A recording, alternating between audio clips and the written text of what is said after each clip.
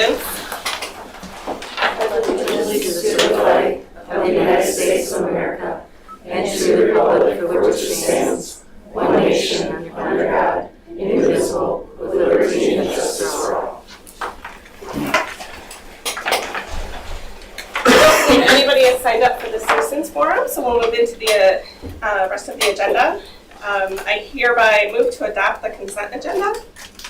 Hearing no objections, the consent agenda is approved by unanimous consent. Moving on to the next item, which is the student representative report. We have a new student representative this year. This is Claire. Claire, go ahead and introduce yourself. Hi, I'm Claire Lyons. I am a senior at Pulaski High School, and I am this year's student council representative. I will be here for the rest of the year for the board meetings. And I am here to give you the update for athletics and activities. Starting off with cross country. So their season is still ongoing because they are going to sectionals on October 21st in Manitowoc. So they competed at the FRCC event, and students Olivia Stedel and Dan Augustine were able to be awarded second all-conference. And Emerson Fabry was able to get honorable mention. Next, with football, their regular season is over, but they have made playoffs for the 8th consecutive year, which is amazing. They earned their playoff berth with the homecoming game win. They were seeded on October 14th, and their playoff season starts at Homestead on November 17th.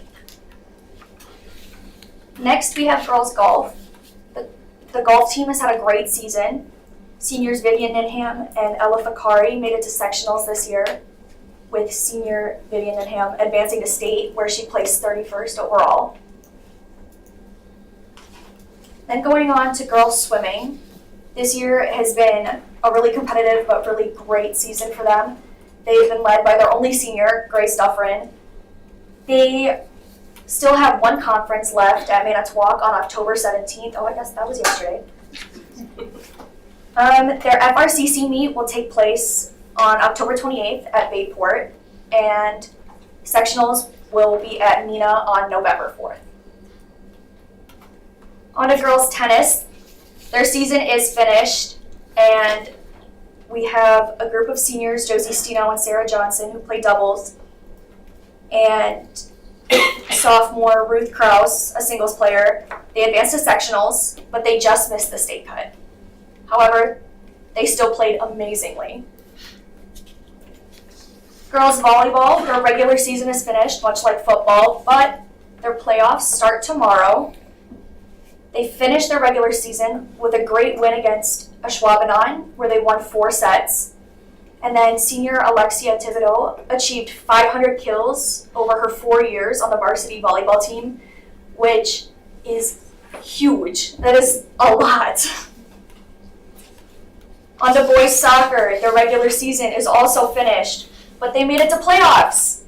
Last night they had their, I think it was sectionals, but they won that against Slinger last night. And now they will be advancing to regionals on Saturday, and they will be playing against Beaver Dam at Saputo. Now with the dance team, they have performed at all of the varsity football games. They performed at the Spirit Day pep rally. They have been working religiously on these dances. Commend them for their work. Their fall season is now complete with the end of the regular football season, but their winter season is starting soon in November with basketball. Now moving on to activities. Starting off with Team Teddy, they helped PHS throughout their entire season, but especially with their Dig Pink Night on October 3rd.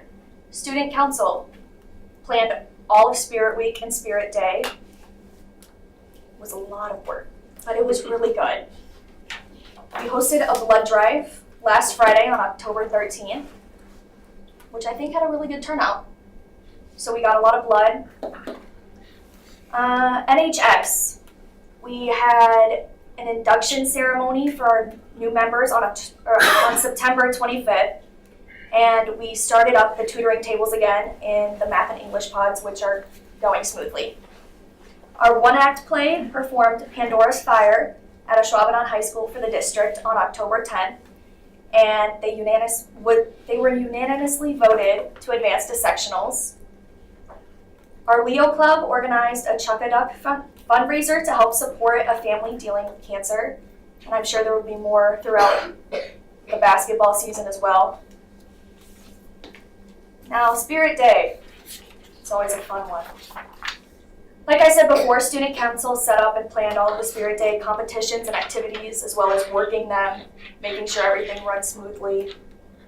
And on Spirit Day, our Skills USA Club had over 60 entries for their car show, and their competitions were under the categories new, classic, truck, tractor, small engine, sound competition, and exhaust competition. All were supported by many local businesses. Now on to our music department. I don't even know where to begin. I am in both band and choir. It's been a season. Our Tournament of Roses had a Pasadena preview on October 14th for the Pulaski community, which had a great turnout, and it was an amazing experience. Our choir had a quartet represent the PHS choir, and they sang the national anthem at an Exceptional Abilities Packers football event. And our Tournament of Roses choir was shown on Good Morning America, as well as the band. And the choir is also working very, very hard for their upcoming Red Raider Showcase, which is on November 4th and 5th. I do believe tickets are currently for sale. I have to plug it. Our band is working religiously to prepare for the Rose Bowl parade, as well as preparing for the pep band and concert season. I think that's all I have for you.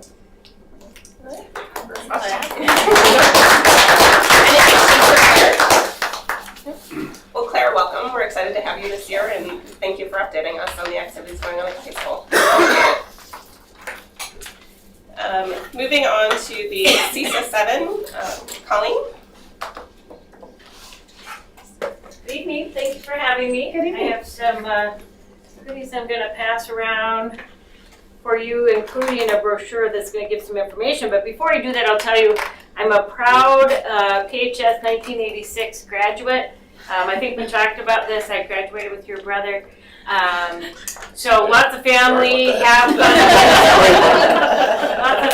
gone through the system. I still have family attending school here and even working here now. So Pulaski always has a special place in my heart. So I'm Colleen Tim, Agency Administrator at CISA 7. There are 12 CISAs in the state of Wisconsin. We're really a branch of the Department of Public Instruction. So we come out and help you with all of your compliance work when the legislators pass new rules for you. We also come out and help you with your own independent school improvement goals. So if you look at this, if you pass these around, I'm sorry. and then pass these around too. If you look in the brochure, there's a couple of QR codes that'll bring you to our website, but just to give you a quick 5-minute overview of some of the things we do. Of course, we help in all of the core content areas. We've worked a lot with Jenny and your literacy team. You guys have been a leader in that literacy space, doing some really nice work. We've had the privilege to support your work in that area. New for us last year is the YA program. We have Adam, who's here. One of your graduates is back. He works for us, but he's serving you in that YA space. Pulaski's just done an amazing job in growing your YA program, which I think is so exciting. It's going to be fun to watch your metrics go up in terms of student achievement and the things that go along with kids really being engaged in that program. So you're doing a really nice job with that. We write the grant. As you have kids in the program, we bring a person, put them in your school. They work alongside your team here. We do a lot on teacher licensing. So with the shortage of teachers, you're always looking for what are the ways that we can get people into these roles. There are alternative pathways into education.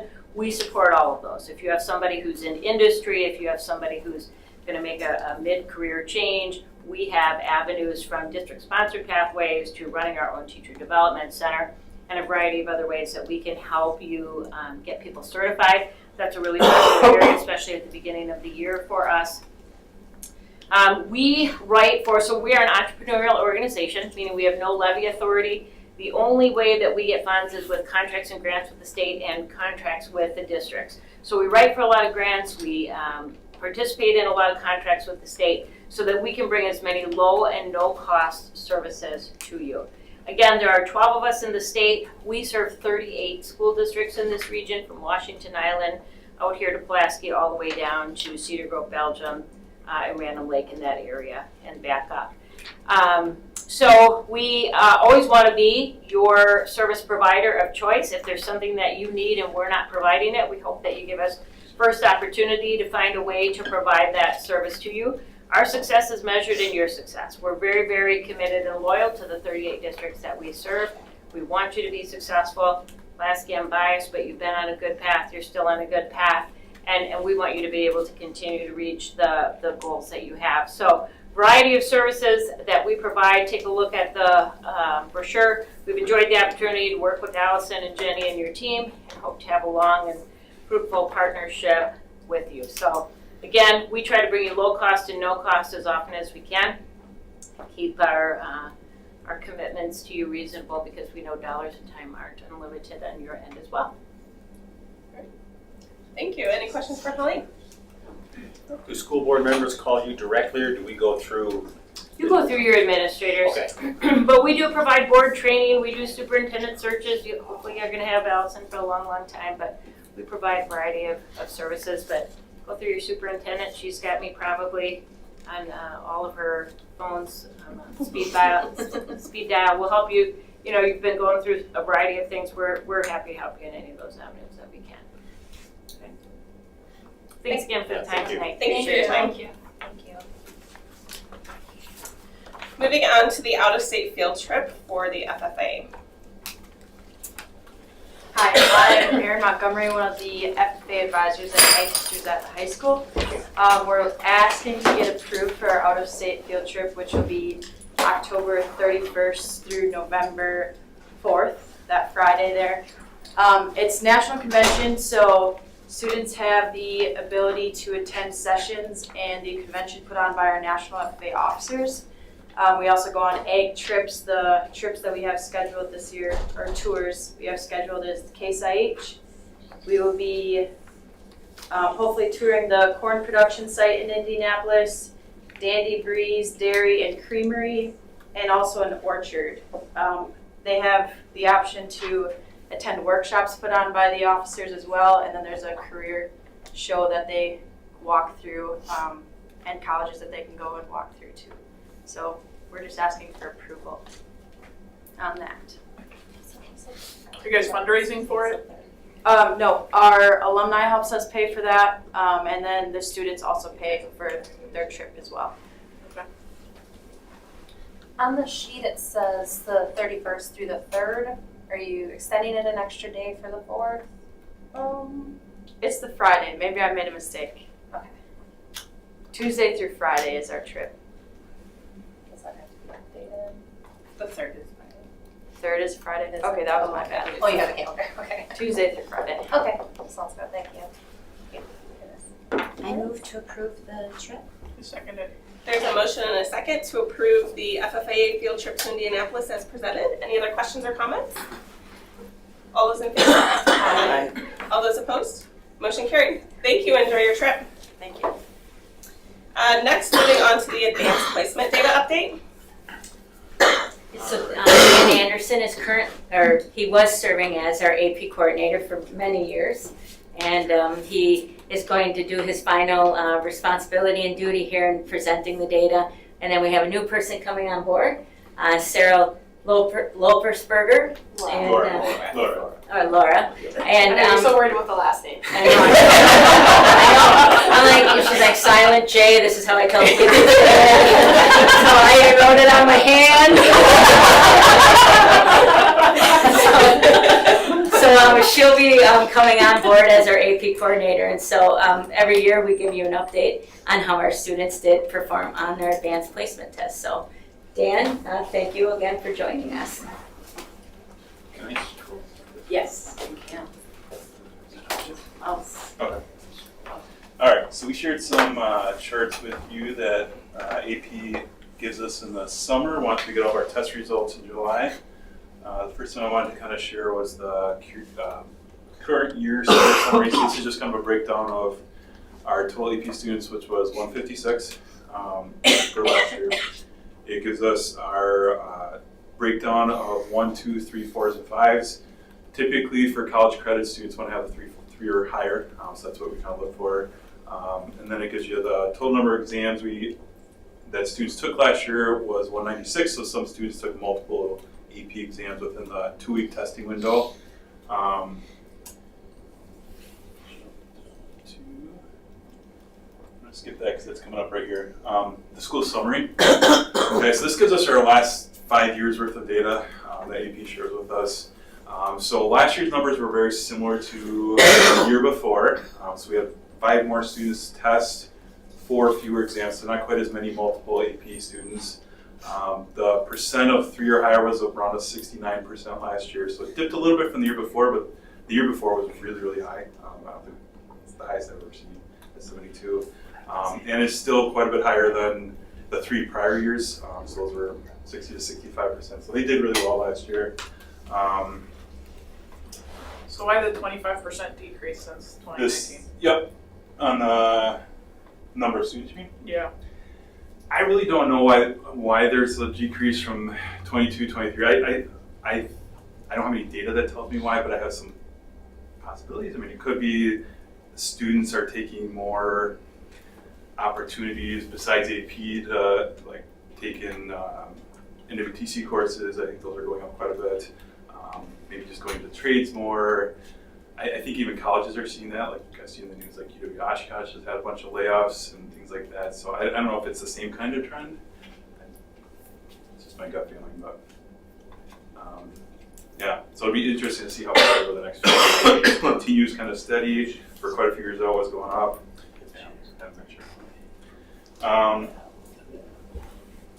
The next breakdown is breakdown by subject. So we had, it says in here 19, we actually had 20 different tests that we tested, but one of them was macroeconomics. And you'll see a few up there that are like one student, and those were students that were taking a course through a virtual school because it wasn't one we offered due to low enrollment, but we still needed to test those students. So like computer science A, microeconomics was one, and there was one other one. Physics 2 was another one. And then we did have a macroeconomics student from the virtual school, so I also allowed a homeschool student to take it. The virtual school student decided at the last minute not to take it, so we just tested the homeschool student. They don't show up on our report, so that's why you don't see them up there. We also had a student that came in kind of late in the year from another district. He used to be a prior PHS student, so you'll see English up there and world history. We don't normally offer those. So we tested him because he had nowhere else to test. He was coming back from out of state. So that's where those came from. But that kind of gives you the breakdown of all the tests from last year. And then this last slide talks about AP scholars, scholars with honors, scholars with distinction. And this is something they used to recognize students for taking a lot of courses. So the breakdown is for the AP scholars. They have to have an average of a 3 or higher, and then they have to take at least 3 exams that they've earned a 3 or higher. The scholar with honor is an average of 3.25, and they have to have 3 or higher on 4 exams. And then the scholars with distinction, they have to have a 3.5 average, and then a average of 3 or higher on 5 exams, and that's throughout their high school career. So I did kind of look back and see how that compares to prior years, and it's pretty typical. It tends to fluctuate a little bit. We had a big group last year with 35 students that fit within this category, 18 this year, but 2 years ago we had only 16 students, so it just fluctuates depending on how many students are taking multiple classes. So, any questions otherwise? All right, sure. What is, you know, this year, what it's looking like in terms of the number of AP students we Yeah, have Lauren, so do you far? remember how many roughly? I feel like our total number is like just over 200, but I think there are a lot of kids that are taking more than one. So I think like actual students would be a bit less than that. And Is we 200 the number of exams? yes, I want to say it's like 210ish or somewhere just over 200. Probably is pretty similar, just a little bit higher than last year. Yeah. But the thing that doesn't take into account, so last year we had 196, they're just finishing ordering, but then there will be a few that by the time we get to second semester will change their mind about taking the exam, so that number will probably drop just a little bit. Yeah, and we're almost done. I'm waiting. I kind of got a late start with ETL students, so there's a couple we're waiting on, and then one other student at PHS that we're waiting on enrollment, and then I'll put that order in. But there are, so far, looking at it, very few who are not going to take the test. So of those 200 some enrollments, I think most of them are going to take that exam. As of now, you know, they may, like Dan said, drop, but they're ordering it. So That's normally pretty minimal, most of them will take it. Any other questions? Thank you for your time. Thank you. Moving on to the annual early college credit program and the Start College Now update. So in 2018, Act 59 legislation occurred, and it changed over from what we used to call it. So it was more of a youth apprenticeship, and now it focuses more on early college credit courses and programs and Start College Now. So the ECCP are like those college classes that our kids might take at St. Norbert's or UW-Oshkosh, or that we offer within house and our teachers teach it in UWGB. And Start College Now is anything with our tech schools. And so there's some descriptions in there about the differences in those programs, how many credits kids can take, and so forth. So one of the things that the board asked us to do when this was passed was to continue to do an annual update with you. And so usually it's the high school principal and myself will gather that data and bring it to you. And so Matt's going to highlight some of those specifically. This year we added in youth apprenticeship, which you had an update in June from David Gordon.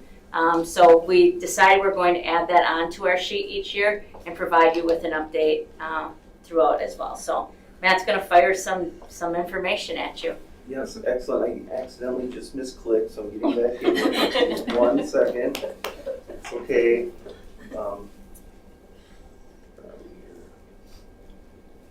There we are. Okay, excellent.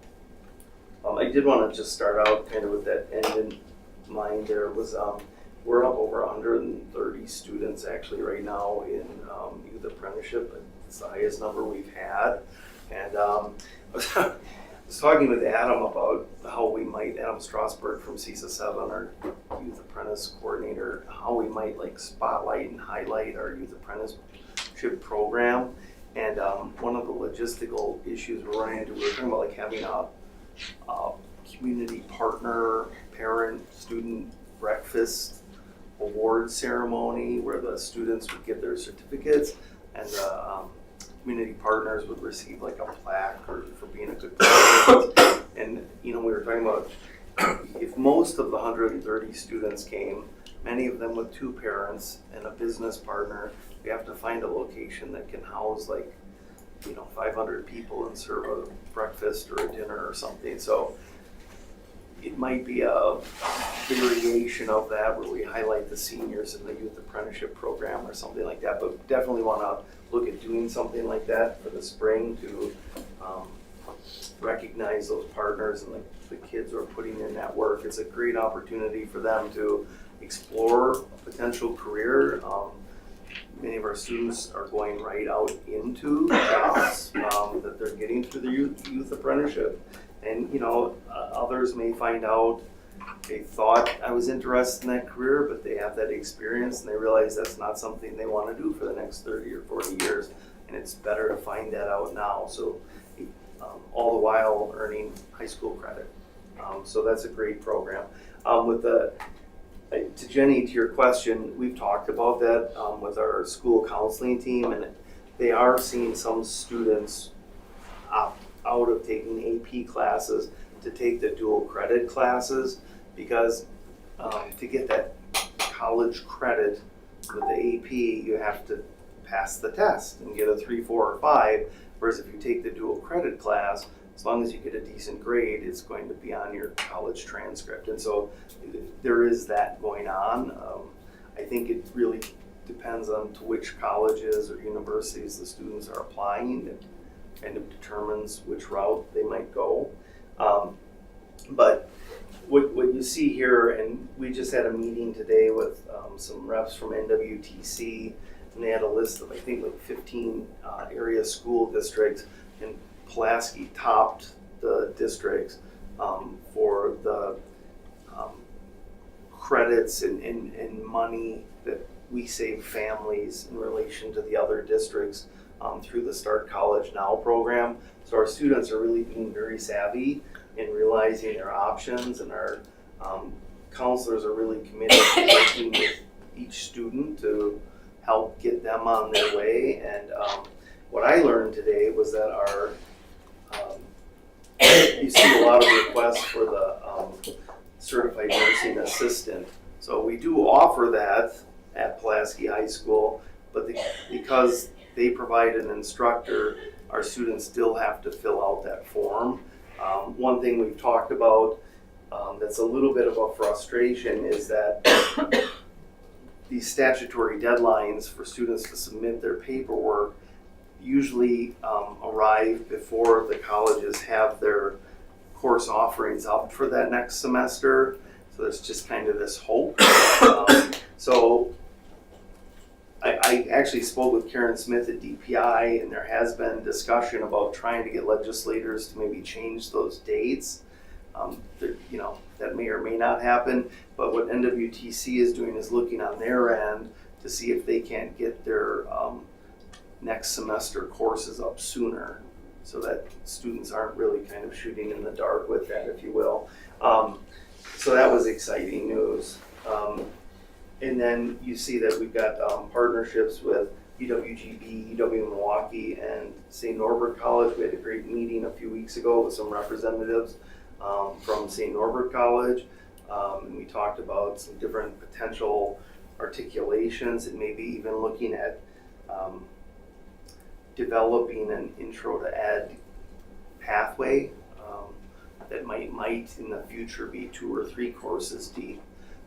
We talked about that with St. Norbert, with NWTC today as well, where they had talks with UWGB to have some conversations about some of these classes, like we either get them articulated with the technical college or we get them articulated with the 4-year college. And could they sit down at a table and say, okay, this is a class high school students can take, and we're both going to just accept it. Those that want to come here, it's going to come here. Those that want to go there, it's going to go there. And they said they are going to have those conversations with UWGB. But I mean, the long and the short of this is this has been a great opportunity for our kids, and they're taking advantage of these programs that are available to them. And I just say I wish this was there when I was in high school. I mean, it's a great thing, and our kids are doing well, and the programs are being successful. So I don't know if you have any questions about that, but You guys are doing a great job. You got to see it live and in person last night. thank you. We also, I'll just say one thing, we are looking at identifying any other potential courses that could be articulated for dual credit, so that, to me, if we have a class such as like psychology, which now will be articulated for dual credit with NWTC next year, pending a board vote on that. If a student can take that for high school credit, great. If a student can take that for high school credit and post-secondary credit, all the better for them. And so really looking to maximize opportunities for kids through that programming. In terms of the tuition, on the 3rd page of that, can you explain to me kind of that tuition paid by the districts in that second column at the bottom, and the difference that it's dropped over the 21-22 school year to the 22-23 school year. But what are we paying for? Jenny or Matt? So for Start College Now, it's your normal, so by October 1st or March 1st, the kids have to apply and be approved to take up to 18 credits they could take in each of these programs. So in Start College Now, we pay the tuition. At 100% of it? Yes. And then there's stipulations like they have to pass the course, they have to attend it, we don't pay for transportation, we don't, different things like that. In ECCP, with our agreements with like St. Norbert, so like when we met with them last time, it's a great deal. It's $200 for a 3-credit class. Well, and technically, it's $200. It's really 6 credits that transfers into other universities. So for their St. Norbert English, their calculus, UWGB is is where we run our Spanish 5 from. And so what happens in that case is you can go retro credits. So they pay for the Spanish 5 class at 3 credits. And I don't remember what GB is charging right now, but I think it's like in that. 300. Yeah, I think they were a little bit more than St. Norbert. But when a student enters college, they can go retro 18 to 21 credits that they then get entering into college. So if they want a minor in Spanish, they are Close maybe to it. 12, 15 credits away from having a minor. Okay. So the ECC program, that tuition is paid by the students and families, and then the Start Now program is paid by the district. Yep. What if they fail to Start College Now? What if they fail those classes? It's in the guidelines and in the Sign up for policy that they have to pay the district back, If but they- we had a situation last year and I don't think we went. I think it was a little controversial of the parent pretty much said, I'm not going to pay you back. What do you do? But then we said, well, then you're not taking any more courses either. Not anymore. Fooled me once. No, and I can just say from personal experience with having a daughter that's a senior, the amount of opportunities compared to other people that I talk to in other districts it's amazing. I mean, she's gonna be leaving the school district with almost enough credits to be a sophomore in college. So I mean, that's amazing. And the youth apprenticeship, she's working for Prevea right now. They've created a position for her, in medical field learning. I mean, there's just been between youth apprenticeship, she's been a part of all of these, and they've been nothing but great experiences. So I'm very thankful as a parent. And saved you money in your Yes, pocketbook yes, if you can exactly. already get sophomore status. Yes. Any other questions? Heidi, if I understood your question, you're Yeah. saying there are these credits in 21-22, it costs this much, there are those credits in 22-23. Why did that cost that much less? Yeah, I honestly, I will have to contact our NWTC rep and just kind of get like a I'm not gonna breakdown of argue that. with them. That's a great question, honestly, so I kind of Don't like to dig know too that deep. myself. Yeah. Dig it up. I do think coming out of COVID, we had higher numbers is part of it. That Okay. when we were trying to meet kids' needs differently, there was an increase of how kids were accessing learning. Sure. So I think that's why Jeremy came and asked for that he knew we were going over 100,000. I was gonna say, I think a lot more of their classes were offered online, and then once they switched more face to face, that probably had something to do with it too. Great. Thank you. Thank you.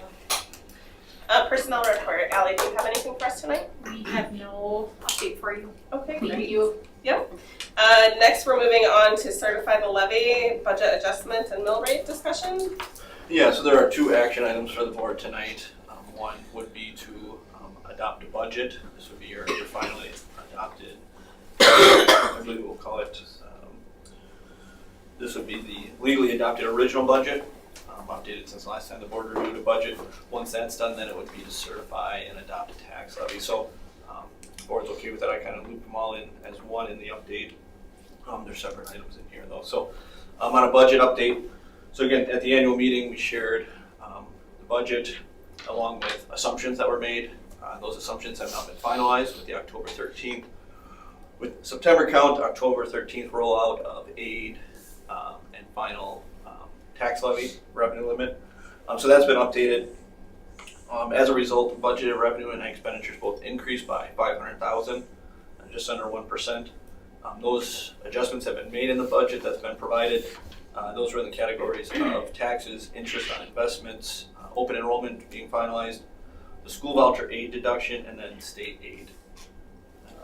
And then that revenue limit worksheet has been provided. So again, the revenue limit worksheet is set by the state. All of the numbers in there are generated from information that the state has. None of that is our information except for where we input the tax levy. Again, very complicated sheet, but it basically takes our 3-year average membership times the state set revenue limit. Has some exemptions in there. One that is new that they hadn't seen would be a transfer of service. Transfer of service exists when a high cost student use special ed comes into the district, so that did happen this year. So the district applies for a one-time allowance to cover the cost. So that was approved. So that was one change since the annual meeting. And then total aid was certified. The other amounts that were finalized were the private school voucher. We saw an increase in that, in both that and the special ed tuition. Both of those kind of get lumped into that $820,000 on the revenue limit worksheet. On the tax levy memo, I have the updated tax number on there, resulting mill rate of 7.66. There's the breakdown in categories. Just an update. So our general aid, again, that offsets the tax levy. We saw an increase of 7%.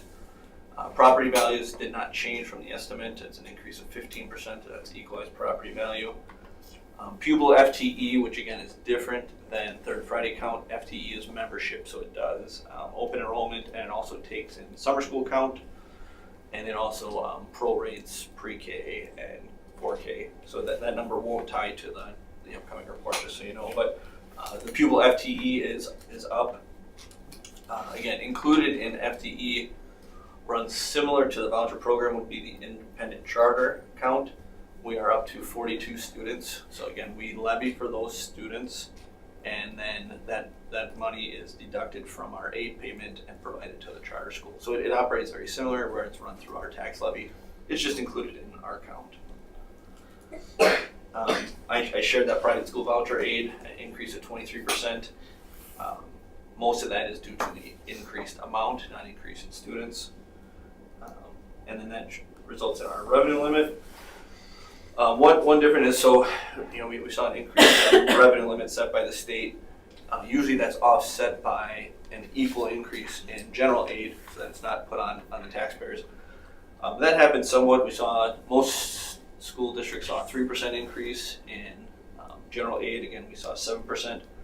But more of that funds was put towards a school tax levy credit. So where that applies is it doesn't show up on our revenue limit, it doesn't show up on our tax levy, it shows up on the individual taxpayer's tax statement. So our school district area saw an increase of 22%, so about $500,000 in an increase in school tax levy credit. Again, that is expected. That number is not finalized. That will be on tax bills when available. Again, not set by us. I just have the statute in there showing that we are setting a tax levy tonight. After, so the order of operations would be address the budget and then set the tax levy. That's all I have. Right, so the first thing up is the budget. Any questions for Mark with regard to the original budget that he's presented?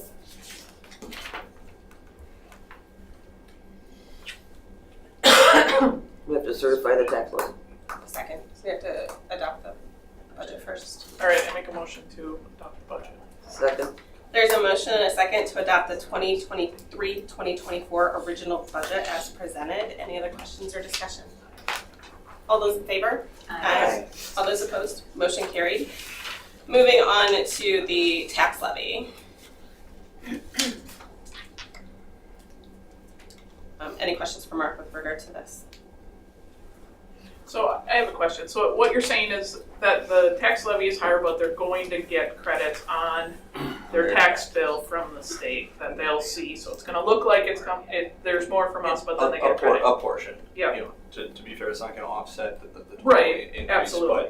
But they will see an increased school tax levy credit. So I would advise any taxpayer to look at that amount and compare it to the prior year so they know what it's being applied to.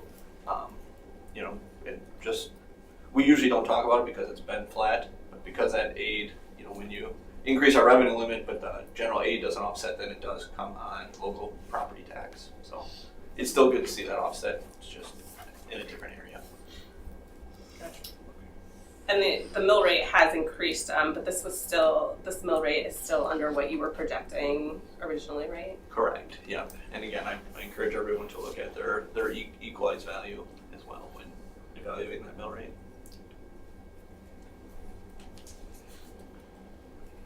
Any questions? Make a motion to approve the mill rate. Second. There's a motion. Sorry, we just clarify, we'd be approving the tax levy. Tax levy, Okay. sorry. Tax levy. And that's what you're intending to make a Yes. motion for? Okay. There's a motion and a second to approve the tax levy in the amount of $21,658,812 as presented. Any other questions or discussion? All those in favor? Aye. All those opposed? Motion carried. Thank you, Mark. Sticking with you for the September budget report. The budget report had been provided, really since it ties out to the budget that's been presented. Nothing else to present on. Okay. Any questions for Mark on the September budget report? Are we having a workshop to discuss this WASB? It's going to be the November 1st board meeting. That's on the agenda? Yes, it is. Okay. Yeah. Any other questions for Mark? Okay. Moving on to the third Friday pupil count. This ties in really well with, we were just having this conversation today about membership as opposed to students in seats, as opposed to how we count students, and the reminder of our 4K students. We have one program that's at full day, and then our other programs are at those half-day programs, so those are counted differently. Remember that we're only reimbursed 40% for 4K, not 100%. But it just, high level, if you had any questions about the third Friday count, Dana prepares this obviously after the third Friday in September. I think just one of the pieces that I've been working on since I've been here is always an ask, is taking a look at the open enrolled out. You can see that there's a decrease in that of this year of 9 students. 11 students, I guess. And we do have, our count is down by just a couple students. So remaining very much a constant. And the other information for our newer board members, you can look at by school how many students go to their school or how many students from that school district come into our school district. That's always just interesting information to take a look at. There was some questions. We have been talking a little bit about our youngest students and how those numbers have fluctuated a little bit and how we've seen a drop in that. So I dug around a little bit for some information. I asked some of my colleagues, and I was sent a Wisconsin Policy Forum information article on enrollment that I'm going to share out with you after the meeting tonight. I think it's a really good article. It talks about all over the state, some nationwide trends, but truly in the state of Wisconsin, just that disengagement. There are some pieces of disengagement from public education and how those students are just not, we don't really have a handle on where they are in the state. Not we meaning Pulaski School District, just we as in public education as a banner. Some of the interesting things to pull out that I pulled out of that article, though, was talking about our homeschool students. And really that data DPI does not start collecting that data until students are in grade 1. So specifically about thinking about our 4K preschool, kindergarten age students, if they're not in yet or they are being homeschooled and they continue to homeschool them, those numbers are not being counted by the state right now. So we are seeing a decrease in those numbers across the state. just thought that was interesting, and one of the statistics was that preschool enrollment is at the lowest since 2005 right now. There's just currently a trend of lower birth rate in the nation as well. So just some interesting stats to take out of that, and like I said, I wanted to finish reading the full article before I sent it out to you, but I think you'll find it interesting too. Please call me with some of the interesting things that you find in that as well. So you can take a look at the report, and you can see those ins and outs of the district, and any questions for me about that. Can you speak to by school? Like, number of students by school, like as a district, it says -3, but I think Glenbrook is down and Sunnyside is up by almost, like those two, the population in those two schools is almost equal now. Yeah, now I guess not really any trend, except maybe there's more subdivisions being built in some areas. Students back in their home district. We haven't changed any processes of where students land, like they still go through an interdistrict transfer if that's No, can you just tell me what the numbers were for this year? No. I have them. Oh, Okay. So for the third Friday count for this year, do you want it in comparison to last year? Yes, please. Okay, so Fairview for this year, we had 108. Last year, third Friday, we had 111. Glenbrook this year, we had 504. Last year was 529. Hillcrest this year was 422. And last year was 389. Lenoy, we're at 295. And last year was 315. And then Sunnyside this year was 498. And last year was at 499. And is that pupils and seats, or is that? That's butts and seats. What was Hillcrest this year? Hillcrest this year was 422. And when we do our pupil count, we count physical bodies in seats. And they have to be present on the third Friday. If they're not physically here on that third Friday, then they need to be present at least one day before and one day after. But I only get a week and a half to report that. So if we have students that are out on vacation that week after, or during COVID and they were out for those 10 days, we cannot count those students. So I can adjust the number throughout the year, but when I do that third Friday, like that's only a week and a half after that third Friday, and there's very strict attendance codes for that. But it's physically here, and then we add the students that are over out, because we get money for those with the taxes, and then we subtract the students that are open enrolled in. So that's what equals that actual pupil count. Gotcha. Thank you. Any other questions on the third Friday pupil count? No approval. No. Then moving on to the superintendent update. I want to go over a couple dates with you too, so I pulled up actually last week's update, just so I can remember some of those. But we've been pretty busy around the district, doing some different things during the day and in the evening. So one of the things that took place this week, starting on Monday, was we did a site visit out some of the STEAM areas. We traveled to UWGB to take a look at their Einstein Innovation Space. We also went to Southern Door and took a look at their elementary makerspace, as well as we went to Brilliant and took a look at the Aaron's sponsored space that they have there. And we did that. There was a team of us that went purposefully or intentionally to take a look at those spaces and how in the two new builds, and then not only in the two new redesigns, but in all of our spaces here in the district, how are we starting to incorporate STEAM in a more intentional level. So people that went on that tour were Mark and Chris from Hillcrest, the principals from Hillcrest in Sunnyside, myself, Jenny, Jennifer came along with us that day. We had Jackie Markowski and also Amy G, two librarians from Sunnyside and Hillcrest, and we had Liz Avi, one of our teachers, and Amy Ullman. Amy Ullman was with us as well. Did I miss anybody? Okay, thank you, Dan. Two vans. Two vans. Went two vans. We had a nice time, and we saw what makerspace can be, and we saw some great things that we would improve upon. I think we were appreciative of the fact of where we're at and our mindset, I think, in the district. But I'd like to hear, Jennifer, if you want to give some thoughts on that, and then Jenny, if you want to speak to it as well, that would be great. Yeah, it was great visits, and to echo what Allison said, we're doing some really cool stuff in our district. When you go out to other schools, you really see some of the awesome things we're already doing. But I'm excited to see how you guys implement this. I mean, we got some good ideas, and I think what was most eye-opening to me is we don't need an incredible space. We saw an incredible space that maybe was grossly underutilized.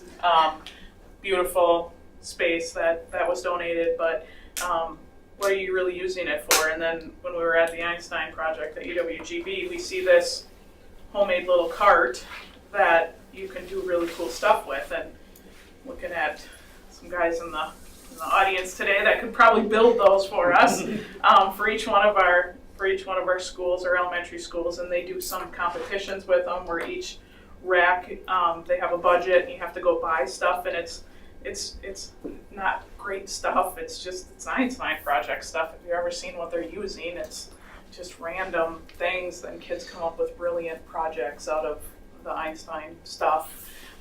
So it'll be cool to have space, but we don't even need special space for it. We can do some really cool stuff. And I know we're already utilizing some of the boxes from Einstein, so I know we already have it in our classrooms, but it was exciting to see, and it was exciting to see kids playing with little race cars and trying to create bumpers and make them safe so the little Lego man doesn't fly off. But, I mean, it was fun. It was a cool experience. I was happy to get to go. An amazing space, like she said, in Brilliant, that was totally sponsored, and been showing some of the pictures. And we kind of joked and said that you take the teacher in one of the programs and put them in that space, kind of what could happen. A lot of great ideas. Actually, today we discussed in one of our meetings that what we'll do is put in for right now. H.A. Dillon has a grant that you've probably seen on some of the social media, and so that's where we want to get started, is apply for that grant and then get those carts going. And they call them creativity scrimmages, and so that we certainly could have that in each of our elementary buildings, roll those into classrooms, and have that competition to solve that problem on the best budget, on the best design. Years ago, when we adopted engineering as elementary, our EIE kits, I think we even put you guys to a challenge. I don't know who was still on the board at that time, probably Barb. Probably me. And so we even had the board kind of have to go through a challenge, like when they're training the teachers. And so, and still, I mean, I still believe that it's one of the best design principles, and it's easy words for kids to understand. It's about imagine and ask and redesigning it. And so just today we had to go down into our warehouse to get one of the kits out because our new teachers are getting trained next week. And the teacher who does our training said, "We aren't going to get rid of these kits, are we?" And it's because and I was telling Jennifer about this, that, like in second grade, the students have to figure out how to build the most sturdiest wall. And so it's the mixture of the straw and the mortar and the stones and how to get that wall to work. And they get to practice and try. And then I've had teachers say to me, "I just hate the part where we have to go try to knock their wall down." But, and then they put on their construction hats, and it's big to do. We've got the alarm one in fourth grade where our students, and then there's always a book that goes along with it that has a story and a problem that has to be solved. So this story is about a girl who really wants to go and do things with her friends and not take care of her animals. And so one day she doesn't do that. Animals don't get their water. Dad's not happy that they don't get watered. So then the problem that the kids have to solve is, how am I going to create an alarm system when the water gets to a certain level that I'm either going to get home and water it, or it's going to be an automatic water. So there's always that problem solving. So we'll continue that type of stuff, but we want to bring it to more of that tinkering of where students really can get in there and they don't have a structured thing that they have to do, but give them some problems and have them try to solve them. So it was a great visit. And the supplies are cool. It's straw and rocks and That's the, I mean, pieces of PVC, stuff that we call local plumber and say, can you save your garbage for us? We could really use that, you know, so we just have to lean on our partners, we can get a lot of that stuff. I think we all decided that probably the biggest challenge is who's going to talk to Nick about the storage of all the extra cardboard. We had a volunteer for that, so. It was the nose goes on that one. So that was one piece of the week. Last night, I had Heidi and Jennifer joined us for our CTE advisory group that came together. We had about 50 some people there for the evening business partners, and higher ed was there. Some our staff that obviously is teaching in the CTE area was there. I gave a little welcome in the beginning, and I just talked about how the fact that if this is the first time you're connecting with us, we're so happy to make the connection with you, and because we can do so much more together. And then just traveling around when we broke down into those smaller groups, being able to talk to those business partners and hearing them in the agri-science area. One of the gentlemen said, I like, it's really hard for me to wrap my head around helping to advise or advocate for you to do more, because I can't even imagine this many opportunities being offered to me when I was in high school. So that was really interesting, to hear from that angle, and I think it was great for us to have the conversation, because that's really what it was about, is how do we want to continue to advocate for our kids to be ready. We need them to help, advise what we're doing. And then we have to take that feedback and try to build a better and stronger curriculum. So this was just the first night. We'll continue on with those advisory committee meetings. So it was a great event. The team did an amazing job putting that together. So Pat and Matt are both here. Obviously Jenny, was to put that all together with them and ran with the program last night. 2 board members there. So I don't know if anyone else would like to share something about that, but Matt, you want to share anything about the evening? Yeah, I was with the tech ed group, and the conversation was going to like 8:20, and it wasn't because I was talking too much, so it was really a great group conversation, and a lot of input on setting the goals for that group, and really finding more ways to collaborate. They talked about how important it was for us as schools to try to get our kids into their sites to see what's actually happening there. And so we talked about the potential field trips, but other ways to partner as well, including guest speakers coming in, youth apprenticeship, job shadows, and finding those ways to really connect however it works best for those businesses to do. And they also had a really great idea about working together to offer some, like Jenny was just talking about, that problem solving in that scenario, but like working with our staff to give real life problem solving that would still meet our standards that we need to cover in those classes. And that sounds like an exciting opportunity moving forward. So great night. I was in the same group as Matt, so if you don't mind, I'll just piggyback kind of off of what you were saying. We also had a female student in the tech ed group with us, so that was really awesome, and I got to talk to her for a little bit and just ask what she's all involved in, and just how much she likes the classes, and just talk about female representation, especially in that field.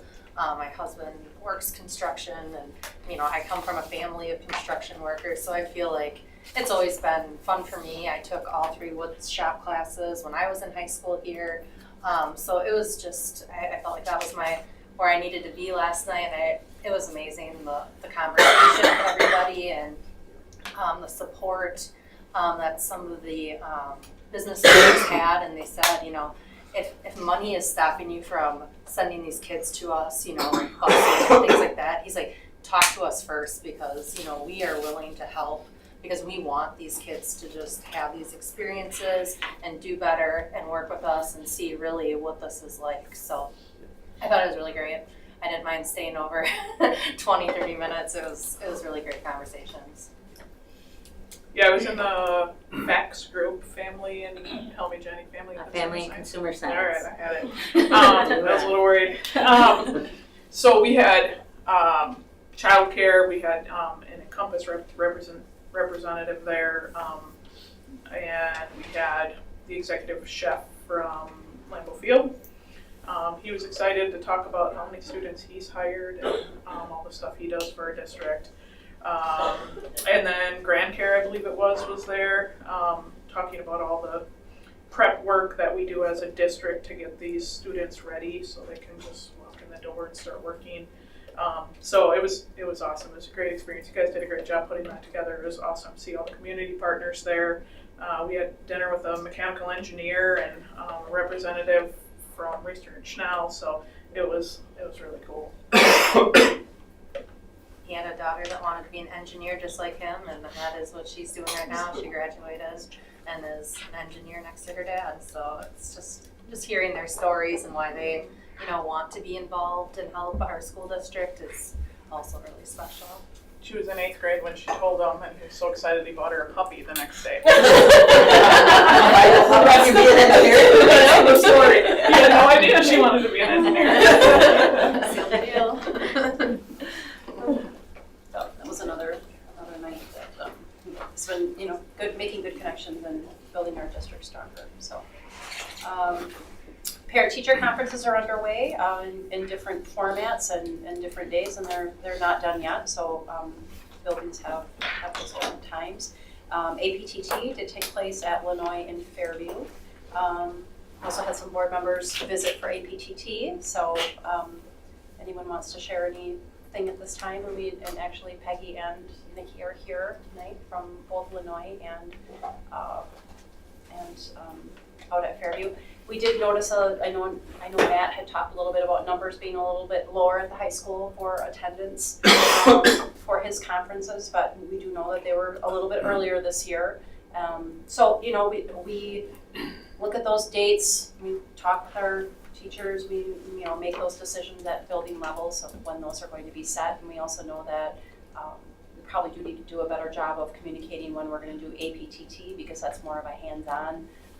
Parents are coming and they're not just there for the 10-minute conference or the 20-minute conference, they're there for the evening because they're setting goals and working together. So we'll be a little bit more cognizant of that when we work with the building leaders to make sure that they're not colliding with some of those dates. So anything anybody wants to share about APTT? I do. I went to Fairview last week with the 5th grade class, but before that, could you give us an SRO contract update? Sure. Also an update on the community. Oh, you're not finished? No, I have a lot of other positions. The communications position, and then. Notice I'm not done with mine. I thought you were finishing up. Nope. So I went to the 5th grade, and you were nice enough to explain to me how it works. I was new to this. I've had parent-teacher conferences for probably 30+ years with my kids. It's a new thing for me. I thought the attendance was very low. I had parents come out to me that at your 5th grade class, and they loved it.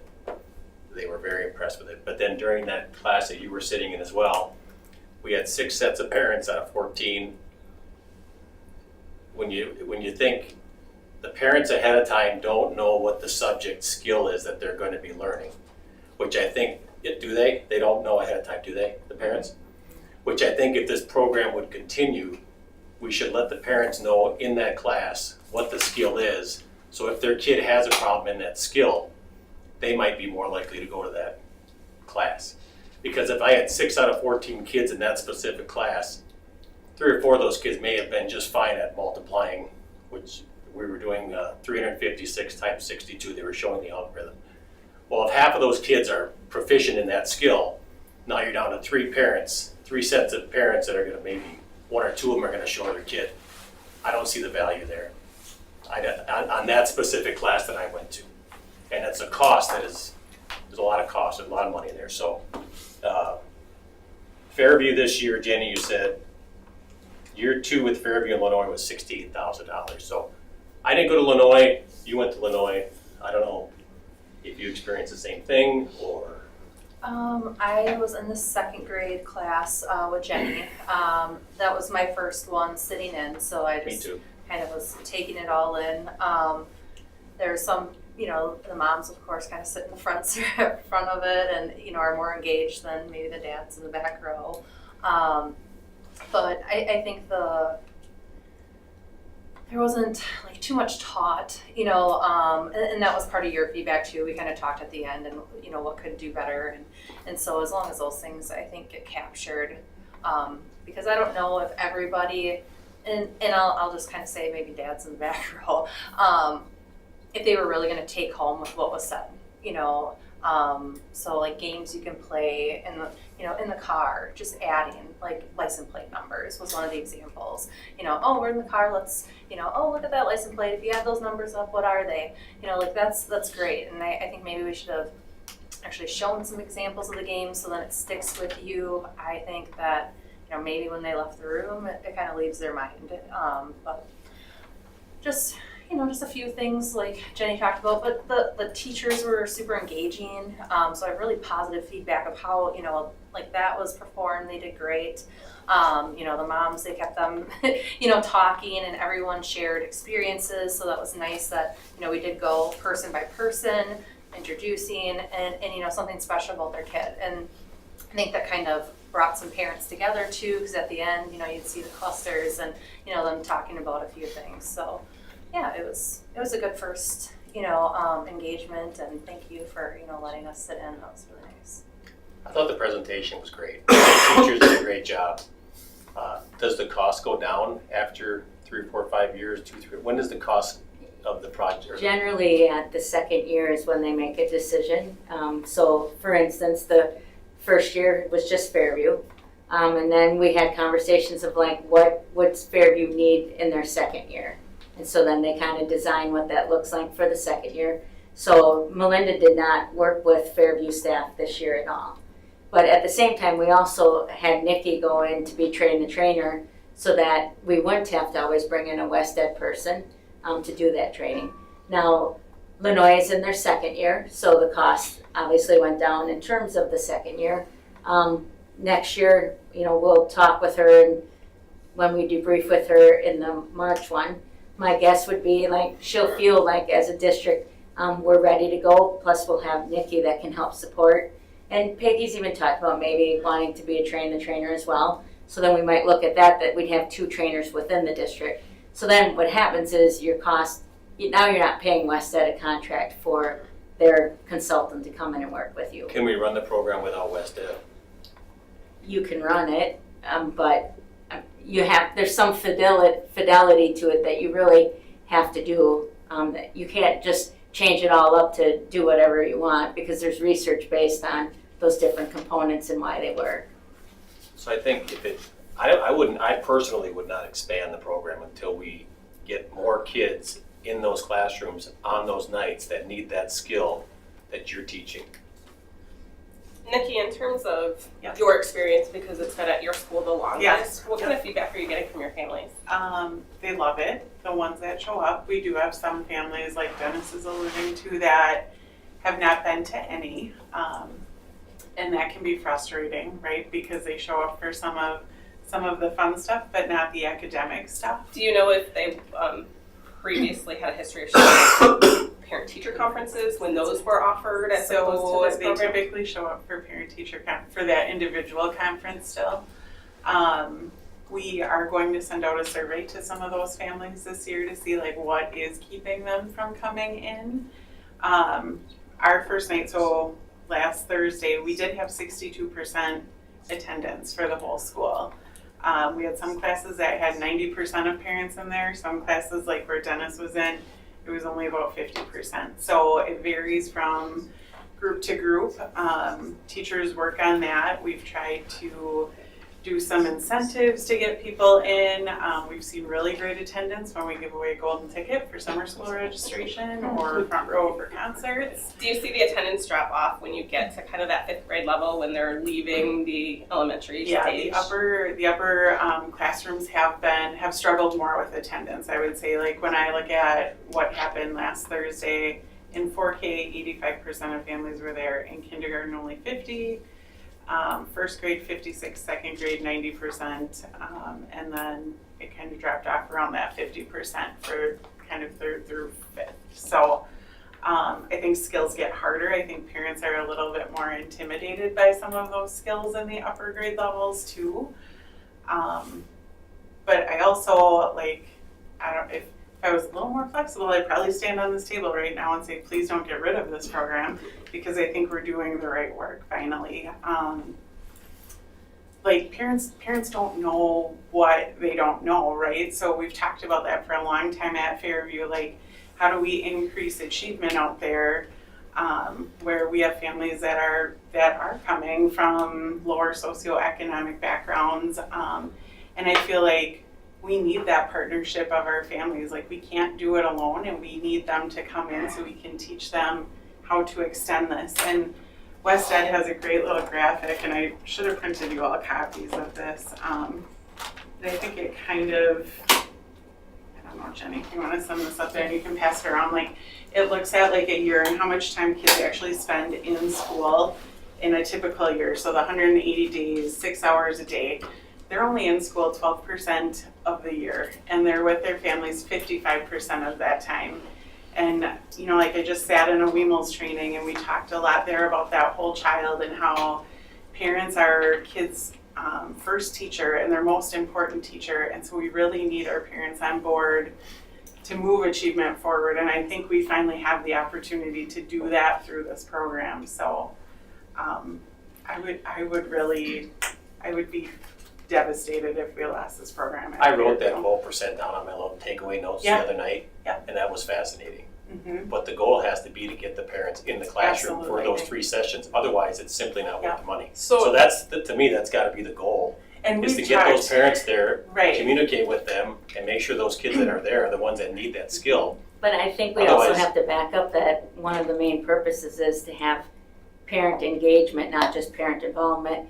And so I don't want that it's just the kids who need to practice Right. that skill to be there, because really those practices and those strategies and those games that they're teaching the parents can be used. If your student's getting 18 out of 20, you still have some growth to do, and you have to sustain. And so I think that it's for everybody. It's not just because my child's struggling in that skill, I need to be there. Well, and it's not only, it's really about how are we growing our students, because we've moved away from the numbering system, as you know, as our elementary principals have shared with you. We're now looking at how are we growing those students, and we know that the group of students that is growing the least are the kids that are already proficient and are at fidelity with their standard.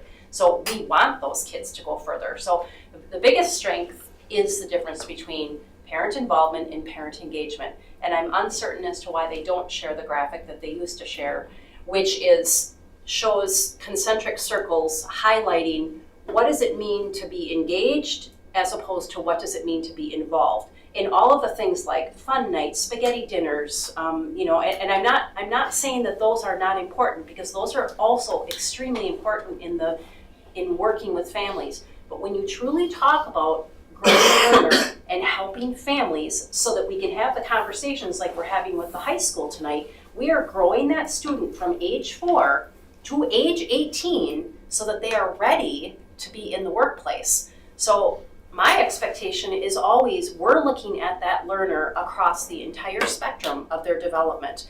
And so I need those parents to be engaged when their child is 4. And when you are sit in a room with the 4K parents, and I hear a 4K parent who now has a first grader say, if this is your first night tonight, this is great. It's so great if your child only knows 1 letter, because you're gonna be amazed at how many letters they know the next time you come to this. And and give those examples. It's a networking of parents and what they can do. It's a strength in parents. That's what we are trying to build with our students, so that they don't feel like they're just Fairview, they're just Lenoy, they're just Hillcrest, they're just Sunnyside. They're all kindergartners in the district, so that when they get to Pat, that's my job of my elementary principals, get them shiny so that when they get to Pat and Brenda, they're ready to go for middle school. That's the goal. And Pat's job is to get those kids ready so that when they hit Matt at the high school, they can race through the 4 years they have left. So, I don't want to get on my soapbox about it, but it's a very valuable valuable experience to have academic parent-teacher teams. It's still one of the very best. I mean, through ESSER, it was known that this was an evidence-based intervention for families in need, all the way across the board. So Nikki, you had 62%. What did you have on this one? 50%. 50%. And where did you guys come from before you were in this? Where were you at with attendance prior to APTT? Approximately, I'm sure you don't have a number. I would say it was probably for fall conferences, probably around 90%.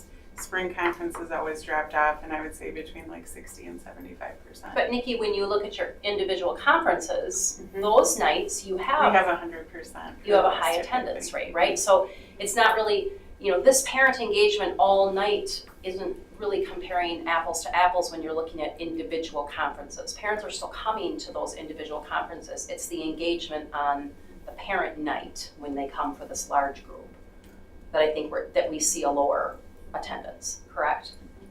But now they're not having this in the fall that the other 3 elementary schools are. Right. You just have one. So Yeah, it which is still will be changing November, pace. December. And what were your numbers at prior? 100%. 100%.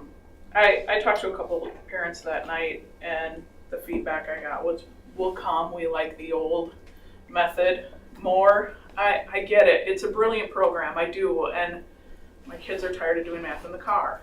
It's your fault. But I get it. But if they're not at the table, they're not engaged, right? We have to get them to the table. So we have to, if we're going to continue, we have to find a way to get people there and get something from this. I think, we don't have test scores, things like that, but you're almost over 2 years into this now. Will we see something empirical here now with doing this? Because that's what we're looking for, right? And I hear overwhelmingly from our teachers that their biggest frustration and the reasons they're leaving education is because we can't control the classrooms. It's behavior. And now we're not sitting down with the parent and student together early in the year to maybe have some conversations. Like, I understand the test scores and what we need these kids to learn, but nobody learns if we don't control the classroom. So that's my soapbox. And like I said, I think it's a brilliant program. I love it, but we have to figure out how to engage these parents, get them there, make it worth it, and still balance what's happening in our classrooms. So, We do have at least half of your parents that are engaged in these programs. What kind of feedback are you getting, Peggy? Primarily that they're missing the one-on-one traditional parent-teacher conferences because they want to know the status of their students' progress and behavior, the whole child. They love that personal building relationships with the teacher. A lot of them have said, I like to know who my kids' friends are and who their parents are, so they do believe that has brought them together, and then play dates happen from that.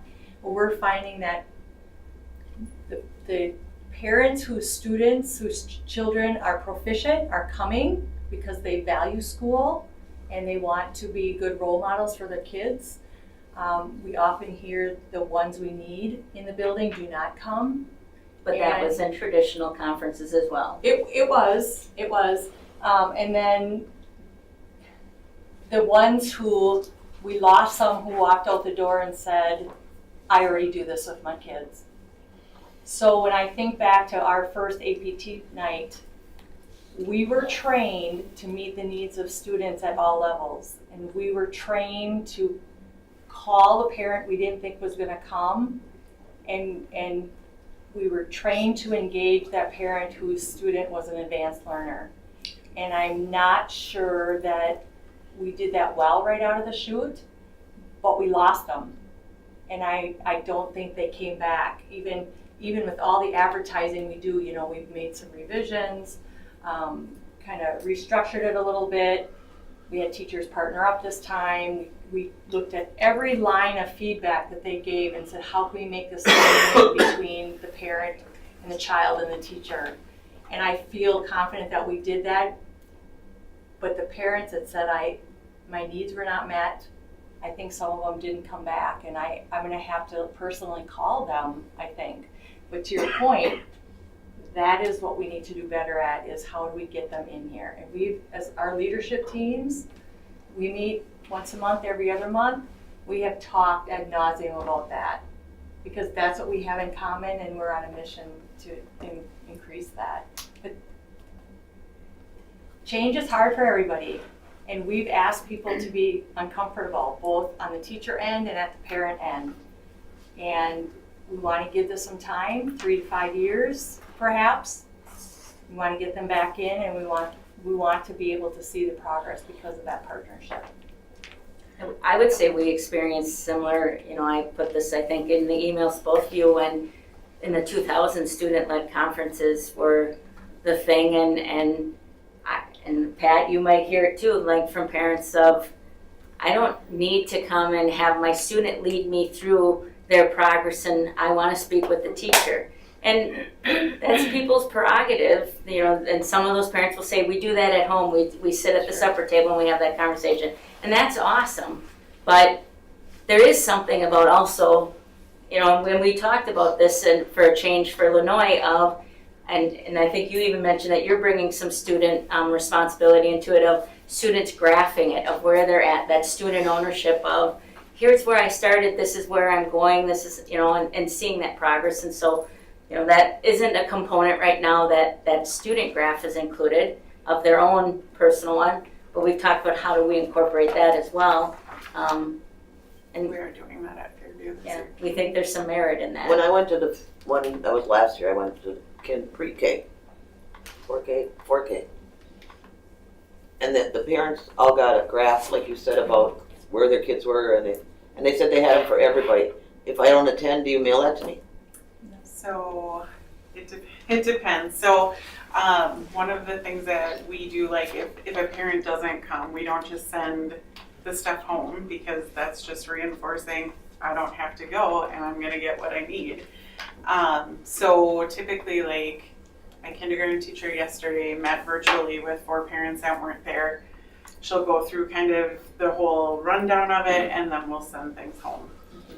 How about sending it and saying, oh, see what you missed? Are you promoting it as help us help your student? Yeah, absolutely. And I think another thing that you have to look at when you compare those traditional conferences to EPTT, like when I think about, even when I was a teacher, right, like it was those 15-minute conferences were fast and furious, and it was a rundown of everything a parent would see on a report card. Like it was a transaction. It was here's the information, let me know if you have questions. And that happens twice a year in some of our buildings, right? Then I think about APTT, and we're asking families to commit to 4 hours and 15 minutes for the entire year to really hammer on some strategies that they can take home and do with their kids. It's not just that transactional piece anymore. Like there's relationships formed with the teachers, with the parents in that classroom. Families walk out with something to teach and practice with their child, not just here's a quick report of where my kid is. So I don't know, I really, and I've said this to Jenny before, like if I was ever gonna leave education, I would go work for West Ed promoting this program, because I do believe in it that much. So you're knee deep in the program, right? You're a trainer now. Is this an issue with the program attendance, or is this an issue in Pulaski? It's new. Honestly, I think it could be a culture of not valuing education, and I just want to be there for the fun stuff. And I don't think that's just a Pulaski issue. I think that's a 2023-24 issue. Yeah, I taught in Green Bay, and when I came up to Pulaski, I just about fell over after the first parent-teacher conference, because I probably had double the number of parents that for teaching an elective that I saw probably in my 3 years of teaching in Green Bay. So we're fortunate that, those numbers that they mentioned of 90%, that doesn't even happen in other districts with traditional conferences. So our parents are engaged on that level, so there's your challenge, ladies. So before this rolls out to our, the bigger schools, Sunnyside, Glenbrook, Hillcrest, are we going to try to find that magic code Sweet is spot? to, get them more engaged? Because I would hate to roll it out to Glenbrook and get, less than 50 or even 50%, I don't think is really acceptable for that, But that's 50%. That's 400 people that you contacted that weren't involved before. That didn't come, that's bringing them into your building, that's letting them or it's the network same people with- that you always see in the network building. with other parents in a school situation, network with their teachers, see how their teacher teaches. I don't What is know, the expansion plan? I think it's very What's the valuable. plan for expansion to roll out to the schools? To add a school next year and then, Can we pause that until we figure out the attendance issue? I don't know why we would. It's what's Because best we don't for have kids. parents showing up, that's why we would pause it. Because there's a cost associated with rolling it out to another school. What A large percentage, cost. what percentage do we say is suddenly not worth it when we have over 50% participation? We have a 50% participation and over 50% participation. So at that point, we're saying you 50% of those families don't matter anymore because you chose That's to not what we're saying at all. There was Well, I was 100% looking at- before. They're saying their goal is to increase the attendance. We're all on the same page here. We don't increase the attendance, why increase the program? And take away the one-on-ones that we're having otherwise with the parents. Like, it's not like this That makes program no is in physical addition, side by side. That's what I was gonna ask. Why did we take away the They do fall have a one-on-one They do. They do have a one-on-one. We have a And it's one-on-one, a and it's a 30-minute half an one-on-one. hour. in It's a half fall? hour. Before this or after this? After, so You our guys are doing conferences January, We're Sure. are, gonna try January. Our conferences are November 30th and December 5th, so. And in And then you do it again in spring We conferences? don't do an individual conference in spring, but we have 2 more parent meetings. I would try, However, parents can request a conference, an individual conference at any point throughout the year. But we know our parents are uber polite and probably not doing that. Am I right? Mm. Like, are you seeing a lot of it? Yeah, they're not. I see some parents Uber doing polite it, like I and- saw some parents fill out some things. And one, two, teachers make the effort also, excuse me. Oh, no, go ahead. If, and I'm assuming this because I know teacher personalities, but if there's an issue, teachers are reaching out to parents beforehand. And there may be those conversations already going on that nobody else knows about too, where it's affecting just that child and the parent. I would say our teachers are more connected to families now than they've ever been through Seesaw, through our work with PBIS and the different behavior interventions. I would say there's more communication that way than there's ever been. And it would be really unfortunate if they waited until a conference to have those conversations, I think. My expectation would be that those conversations were happening throughout the year. I think interesting enough, maybe 5 years ago, we had some teachers at a Google Summit, and the keynote was Bob Dylan, and people were just coming off of conferences, so I remember that. And he said, oh, don't even get me started on parent-teacher conferences, because he said, for all of the things that we do right now with Seesaw and connecting with parents, and that you should be communicating, just like you said, why are we locked into having a 10 to 15 minute time with parents to communicate their progress at that one time? And that is, some districts have moved away completely from having conferences because that should be happening all along. And you should be, anytime you need a meeting, coming in to have that meeting. And, well, Jenny, and thank you for sending me some of the surveys. And I didn't have enough time after work today to review all of them, but I could tell in the surveys, just the couple that I went through quickly, there was a difference in Fairview to Lenoy and how it was accepted. Fairview seemed very accepted. Again, didn't get through all of them. I think I just read through kind of the teacher comments, teacher ones, compared to what Lenoy was, and not really too big a fan on the teacher side. So I definitely noticed a difference in the two. Again, didn't do a deep dive, so I don't want to say anything to the surveys because I haven't been able to review them all. But I appreciate you sending those, because it is just also another way to view this, and the feedback from those different angles. but Fairview's been at it longer. Mm-hmm. Takes time. Did we survey them again this year? The teachers, I And won't do that till March. March. Yeah. Yeah, but they were all involved in some of the revisions that we made, and I met with Jenny and Allie and Maria Paredes, who owns the rights to that program, and asked for permission to make some changes because of our population, our parent feedback. The other thing that they both do is have a focus group at the end. So I don't know if you guys want to talk about the focus groups. And that's where the feedback came, that we missed the one-on-ones. We enjoyed getting to know the parents.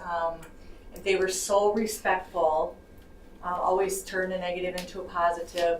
They were just very helpful, and I'm just not one to get that feedback and ignore it. You know, my leaders don't, so I felt like I needed to address every point and improve something so that it was a win-win. And I'm very happy with what we did. The teachers are ecstatic. The feedback was great. The attendance just wasn't there. I wanted the other 50% to see what we did for them. And they didn't come. Can I ask a quick question? For Nikki and Peggy. Nikki, I remember when you guys went and visited, I can't remember the school district, but you went and... Over in Eau Claire. Yep.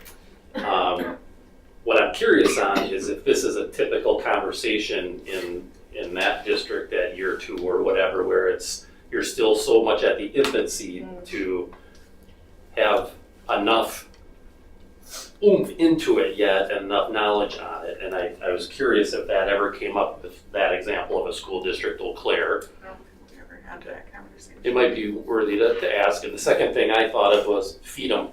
You get food on the table. So that's what we've I talked said. about that. We've talked Yes. about childcare. We utilize the Leo Club, you know, but even that is hard to get those kids over there, and they're high school kids. So we had one high school student this last time, and I was getting called out of a meeting every 10 minutes because he was overwhelmed, and rightfully so. There were 25 kids in the room that he was with, and he's not used to that, right?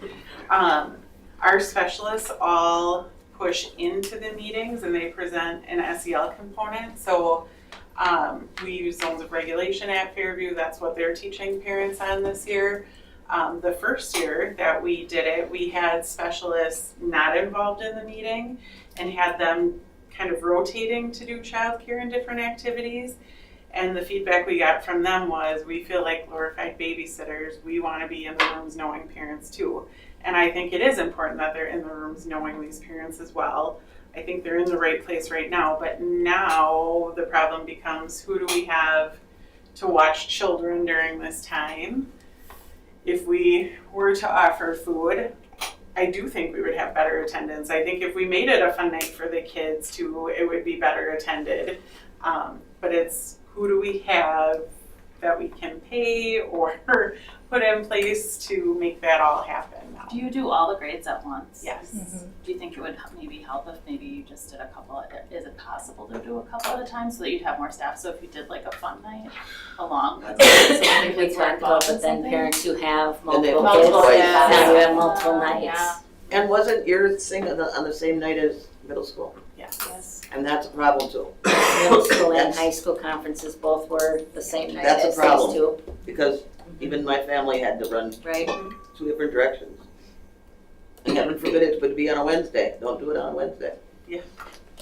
And like Fairview too, like last year we ran into having them on the third Thursday. Well, that was the Livestock Association meeting, and so people couldn't come, you know, like things like that that you don't think of, that we do get feedback from those focus groups from, so. Well, Peggy had to move a date because it was middle school concert, so in those meetings, the parents told her, that's middle school concert, we can't make the next one, so she shifted hers. Did they say like a typical 3 to 5 year, like for each building? Is that what they say as far as implementation, where you see a full implementation, or? That's just what change theory says. Change theory, okay. Yeah. Yeah, and we're committed to that. All the teachers are committed, at least at Lenoy, to give it that time, and then we'll make a decision. But then that causes me pause. Why are we pushing forward until we have real data? Like and our school with lowest enrollment is having an issue with childcare, getting somebody there. Well, Pembroke's got 504. Hillcrest has 422. What do we do with all those kids with, you know, like these problems seem to me to only going to get bigger as we go bigger. We started with the 2 smallest ones. That was a good place to start. But it caused me a little pause too. Can the board ask for an update similar to this after the next APTT? I think they bring us an update every time they have. And then we can decide if should the board consider expanding or not expanding to Sunnyside? That's the goal next year, right? Is it Sunnyside that we're going to next? Sunnyside next year? Probably. So, Would this be a board decision though, or an administrator decision? It would be with our learning leader team. The elementary principals would work with us on that decision. But we certainly will bring you an update. It's always on my, when we have events like this, it's on my superintendent update. That's where it's listed tonight. So you'll have another update on that. Anything else in your superintendent Yeah, update? I've got a couple of things. Okay.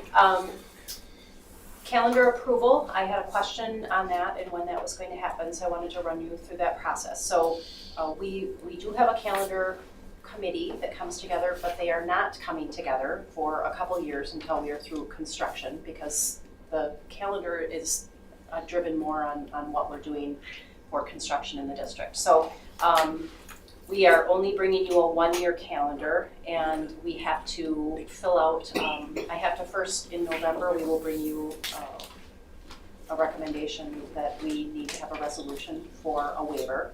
So we will have that. And then once we have you approve that, we will go ahead and send it to DPI. Then they will send that back to us, telling us, yes, it's been approved for construction. There's usually no issues when you're under construction. So we've asked for and then we can bring that forward. If it goes real quickly, like last year, I think we got it back like in a week, didn't we? So if it goes quickly, it could even be at the November board meeting where we bring a calendar for approval. Otherwise, it would leak into December. I think I said January, so it'll be sooner rather than later. And I know people want to plan for vacations and whatnot, but know that school in the 24-25 school year will start before Labor Day and will end before June 1st. So we know that for sure. And then we'll have the other dates in between. The following year, which is the 25-26 school year, we are currently looking at a start date for school of September 8th, because that year we will want the longest amount of summer that we can get so that we can have the schools ready to put keys in the door, because we don't want to have, you can speak to that. Yeah, we have to do that. We don't want to have unfinished projects in the district. So that's a little bit about the calendar, but more to come on that. There was a question about SRO contracts. So Pulaski has contracts in hand, not yet. Tomorrow morning. Tomorrow morning. Our school legal team, as you know, has been quite busy with quite a few things lately. So it's we've had some things that they've needed to work on. So contracts will be. Yeah. So one update is the Village of Pulaski Board approved on September 29th a compensation schedule, which is what we were waiting on, along with about 15 items that we met with the chiefs on.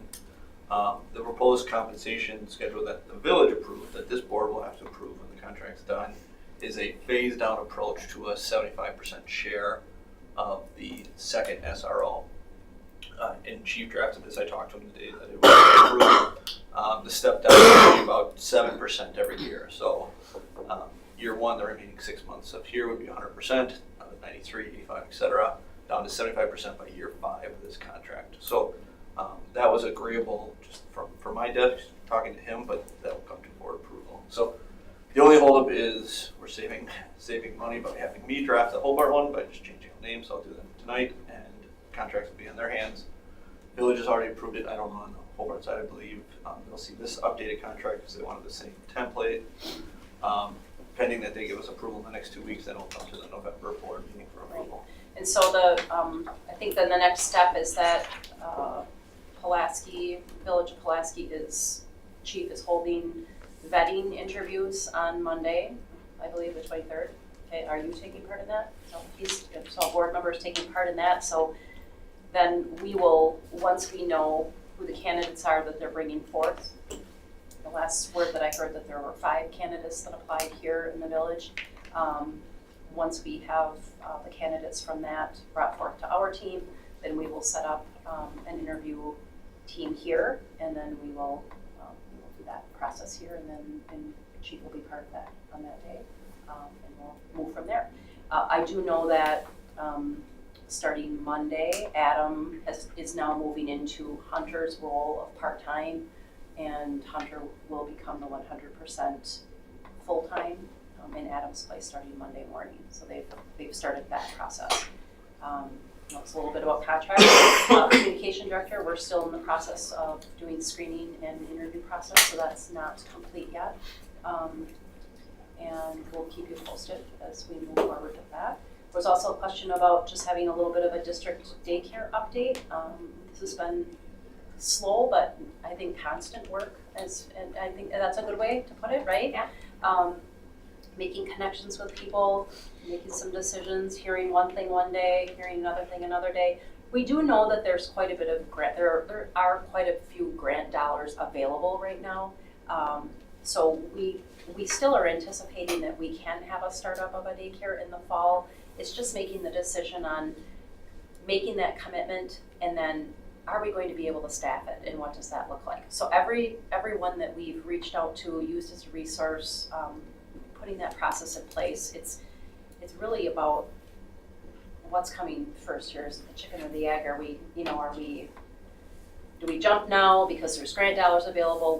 We believe that we can find the employees, but you usually can find the employees. It's always keeping them. That's the biggest thing that we've heard from people that have daycares in place within their districts, is keeping those employees going. So what does that mean for us? Does it mean putting a fully licensed teacher in there, not under daycare regulations, but under what we look as licensure, with a further degree, so we're paying that director more so that there's better retention, and then, having to staff it and making that commitment, because if our staff are going to utilize this daycare and we're making a commitment and they pull out of a commercial daycare and now we don't have employees, that's very problematic and worrisome for us. So it's the timing. That's why I say it's slow, but it's ongoing. Allie, I don't know what else you want to add. We have a few meetings coming up here with an external partner, but then also internally as well. We just want to talk about size, location, how quickly are we dipping our toe into this. So more What are to the come. potential locations where? Yeah, I don't know yet either. None? Well, it'll be here, right? It'll either be here at Glenbrook. It'll be where we have room. Possibly at the middle school. We talked a little bit about that. We threw around the idea out in the Lanois area. And just keep having those conversations. Those are not definites at this point either. So, I didn't want the daycare update to be confused with, we do now have before school and after school care at all of our elementary sites. So that is November 1st, I believe, is when the one at Lanois will begin. So if Fairview's is going really well, so we do have before and after care at every site now, and it's needed. And I've got positive feedback already, and that they're excited about. Parents and stuff are excited, so we got on that. Is that helping some of our staff? Helping our staff, helping our families majorly. Mm-hmm. Yes. And our staff travels, right? I mean, they live on one end of the district, and if they didn't have before care, that was hard on them to not know where they were going to find that. So, let's see, what else do I have? Oh, I was going to just go over some of these other things. Dennis, you brought up the November 1st workshop. So that was in last week's update about understanding financial reporting system, because it's the importance of being at these workshops is high. So Mark will go over that article. Also, we at that November 1st workshop, we will have the part 1 of local and state assessments. So that night, Jenny, you told me we're going to do reading, literacy, and ELA and social first studies. go around is math and science and 4Cs, I believe. Okay. And demographic. Okay. And then it's literacy, social studies, SEL. Okay. And when she says part 2, because we know it gets very long when we're putting all of this in front of you. So We saw your glazed over eyes last year. And we took that feedback. So we'll do it part one at a workshop, then part two will be at the November business meeting, and then at the December workshop, we will have the building goals and action plans that will follow with that. Just so that you have, and I put some guiding questions in there just for you guys to kind of be. So that's when all that data comes out of embargo and. Yes. Yep. Gotcha.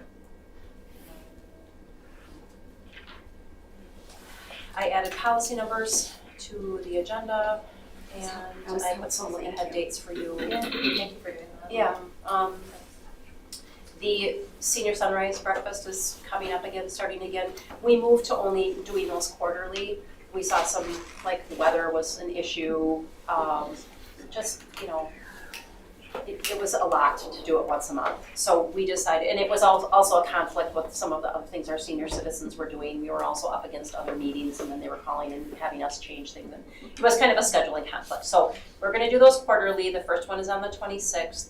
Also on that day, same day, so 8 o'clock is the breakfast. And then at 10 o'clock, I would expect that I'll see most of you for the groundbreaking ceremony at Sunnyside. We'll have hard hats for all of you that day and a shovel in the ground, as well as all of our students and our Sunnyside families will be personally invited to that ceremony. So it'll be at 10 o'clock at Sunnyside. 10 o'clock. November With 26th. October 26th, so it's coming up. Show up a month late like Thursday. Thursday, right after Yes. breakfast. Thursday. Oh, I'm so glad it's the 26th. I also just want to highlight a couple of the things. Claire, it was a nice addition to see that she's doing a presentation for you. I don't know if she'll do that every month, but it's nice to see a little bit more of what's happening with our high school students. And things are going well in all of our schools. Just highlight that middle school had a really big, and I kind of winked at Pat because I didn't want him to think that I think family fun nights aren't the same, but it's not true parent engagement, but wow, you really had a lot of kids at that event. So it was record numbers of getting our kids there, and followed up by Wellness Day today at the middle school. If every teacher is not passed out at this point, I would imagine that they are. They're gonna be tired tomorrow, but we'll get them going. At 10 minutes to 2, when they were still throwing inflatables over the tops of the yardsticks with kids, I was like, wow, they're giving it the go here. So it was a great day. We're competitive. Very, lots of fun. A little bit more than competitive each time they won. Holy cow, the celebrations. Louder and louder and louder by the Kids minute. loved it. I think I saw Mr. Isham kiss the trophy after he won. It was just like he won the state tournament. Do you have any questions for me or anything that I didn't? I just wanted to ask Allie or Allison, have we adjusted our hiring process in regards to social media going forward? So I don't know how much so We should be careful. so as far as some of the items that were discussed is training, onboarding. That will be adjusted and more robust now. I understand, I just want to know that. Okay, did that answer I your know where question? you're at, I know what you're Okay. making you're in, but I just All right. wanted to make sure it's an Did that issue. answer your question though? I hope so. You can always give a call. Yeah, I will. Yes. The next workshop meeting, as Ally discussed, is on November 1st. It'll be in the district office meeting. The two things on the agenda are the financial reporting system and the local in-state assessment part 1. We hope to see you all there. Thank you for coming tonight. Is there a motion to adjourn? So moved. Second. There's a motion and a second to adjourn the meeting. All those in favor? Aye. All those carried? All those opposed? Motion carried, meeting Thank you. adjourned. Thank you. Don't forget we have to be here Monday.